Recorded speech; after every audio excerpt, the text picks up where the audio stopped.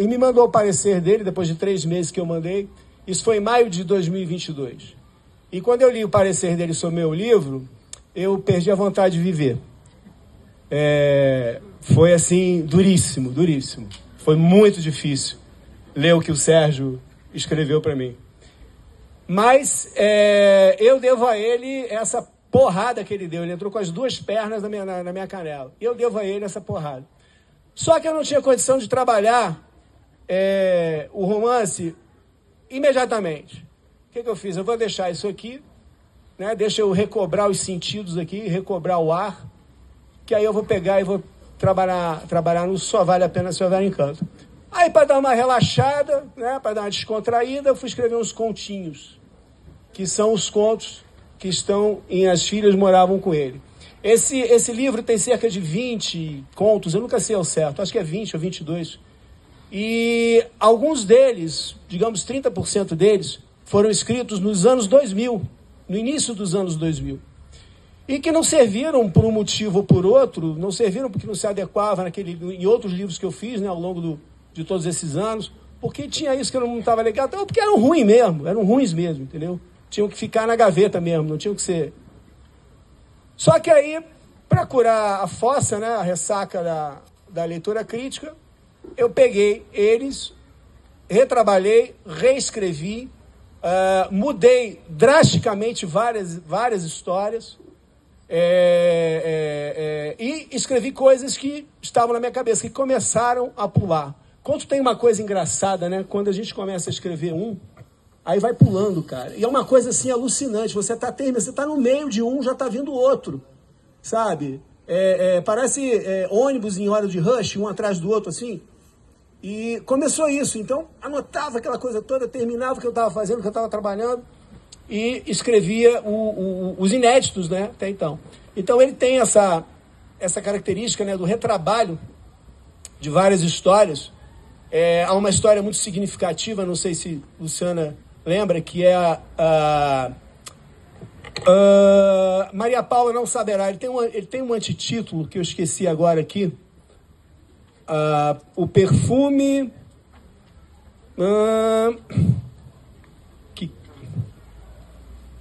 A felicidade dolorida do perfume de loção. Ou Maria Paula Não Saberá. Esse livro, essa historinha, ela era uma crônica bobinha, sabe, ingênua, bem bonitinha, feita para essa menina aqui que está me filmando, quando ela tinha apenas 1 ano e meio. Era uma coisinha assim de pai para filha. E eu coloquei no livro. Muito simplória, muito singela. E aí um rapaz que está lá no fundo de Toca, Leonardo Almeida Filho, leu os originais do livro e falou: André, tira isso, cara. Isso aqui não tem, tá bonitinho, é singelo, muito fofinho, mas tira do livro. E eu queria botar um negócio no livro, porque escritor, quando cisma com texto, né? A gente, quando cisma, pode o mundo inteiro falar, a gente cisma com aquele negócio e vai botar um negócio. Aí eu tô andando, caminhando aqui na Zanorte, porque eu moro na Zanorte, né? A camiseta até diz. Começou a me vir o desdobramento dessa história, que é a história de um pai andando com a filha para comprar jornal, na época que comprava esse jornal. E aí ele pega ela depois de ter feito uma barba, e ele está perfumado, né, com a loção pós-barba. Isso é o pedaço original, o pedaço que começou. E aí entrou aquela coisa assim, me dizendo: você tem que falar da ditadura. Você tem que falar da ditadura. Essa é a oportunidade que você tem de falar da ditadura. E aí a ditadura entrou no esteio de uma história singela, uma história tão pueril, tão bonita, e virou uma história que as pessoas, felizmente, quem tá lendo o livro, quem já leu, gosta muito, entendeu? Então, pra vocês terem mais ou menos uma ideia de como que... Engraçado, o nocaute dessa história, ele vem umas 5 linhas abaixo, porque o núcleo inicial são 5 ou 6 linhas. E aí, de repente, ele dá uma virada, que aparece uma perseguição policial, um camburão dando cavalo de pau, do nada, de uma história assim, sabe? Então, o nocaute veio ali. Mas ele é realmente, de preferência, que ele seja dado nas primeiras linhas. Eu procurei fazer isso em várias histórias, não sei se eu consegui. Aliás, eu acho que realmente tem que ser uma coisa assim, uma meta do contista, entendeu? Ganhar a pessoa. Aliás, eu diria que hoje em dia, até o romance já está tendo que ganhar as pessoas no início.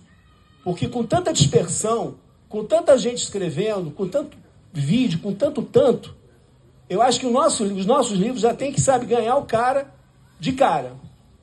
Não dá para deixar, sentar e esperar que o cara... Não, se puder, tenta conquistar o leitor logo ali.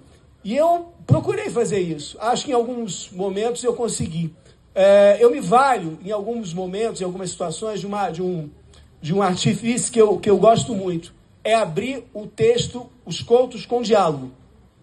Quando você começa com diálogo, quando você começa com uma frase tipo, puta merda, tu tinha que fazer essa cagada de novo. Pronto, o cara para sair dali, sabe, ele vai continuar, pelo menos vai ver qual é a cagada que o cara fez, entendeu? Então, mas é uma delícia, entendeu? É um estilo assim, eu adoro escrever contos. Eu sou originalmente poeta, né? Eu sou poeta, contista, romancista e cronista. Espero que pelo menos em um gênero eu acerte, né? 4. E eu era originalmente poeta. Sou, né? Até hoje eu escrevo poesia. Escrevo bastante, inclusive. E aí eu, lá no início da década de 90, eu comecei a escrever prosa. Eu lembro de uma frase que eu li da Raquel de Queiroz, que o menino um rapazinho foi entregar uns poemas para ela. E aí o garoto entregou, né, querendo a opinião dela. Ela virou, menino, escreva prosa, poesia ninguém lê. Eu não comecei a escrever conto por isso. Mas que há uma certa verdade nisso aí, há. Ou talvez até uma certa grande verdade, entendeu? E eu gostava, e eu queria, porque tem coisas, não sei o meu caso, ainda tem tempo? No meu caso, eu queria falar coisas que na poesia não cabiam. Eu queria falar de pessoas, entendeu? E às vezes, não sei, no meu caso, não conseguia falar. Eu tinha que ampliar aquilo. Eu tinha que fazer personagens assim, meio caóticos, entendeu? Meio confusos, meio duvidosos, mau caráteres. E às vezes aquilo ali não cabe no poema. É difícil explicar para vocês. A ideia surge e parece que ela te diz, eu quero ser um conto, eu quero ser um poema, eu quero ser uma crônica. Parece que ela determina isso, entendeu? Então eu comecei a escrever contos na década de 90. Meu primeiro conto, que está no meu primeiro livro, Voando pela Noite até de Manhã, publicado em 1996, que foi indicado ao Jabuti em 1997, século passado. É uma história que nasceu de uma reportagem. Eu sou jornalista, fui repórter de polícia no Rio durante muitos anos, e surgiu de uma história de um casal que fez um pacto de morte, um casal de idosos que fez um pacto de morte no Leblon. Era sábado, tipo essa hora assim, eu trabalhando de plantão na redação, me mandaram para lá, e eu saí de lá com a matéria e com um conto na minha cabeça. Era o meu primeiro conto, entendeu? Que eu achei aquela coisa tão assim, confusa, tão embaralhada. Falei, pô, isso aqui é literatura. E ali comecei. E sempre prestando atenção nas pessoas, nos acontecimentos, em coisas que Minhas histórias nasceram muito assim, entendeu? Preocupado sempre com esse elemento inicial, que é para trazer o leitor para junto da gente, do nosso texto. Acho que eu, sei lá, dei uma... sinceramente, eu acho que eu sou uma porcaria falando, sinceramente. Eu falo e não explico nada. Mas, enfim, acho que eu